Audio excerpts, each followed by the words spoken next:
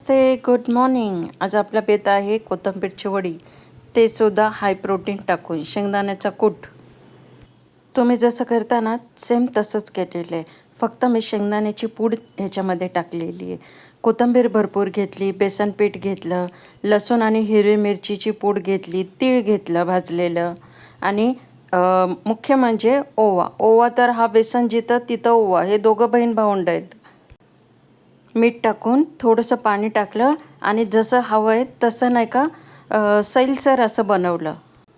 आणि दुसरीकडं आपण पाणी घेतलं आहे, त्याच्यावरती स्टीलचं ताट, त्याला थोडंसं तेलाचा हात लावायचा आणि मग सगळं आपलं जे रेडी झालेलं बॅटर आहे ते ह्याच्यावरती व्यवस्थित पसरून ठेवून द्यायचं.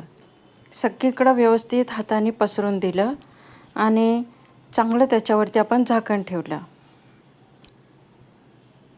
आणि आपल्या झाकणाच्या कड्या लावल्या आणि फिट करून टाकलं आणि हे गॅसवर एक 15-20 मिनटासाठी ठेवून द्यायचं आणि मग झाल्या आपल्या तयार वड्या.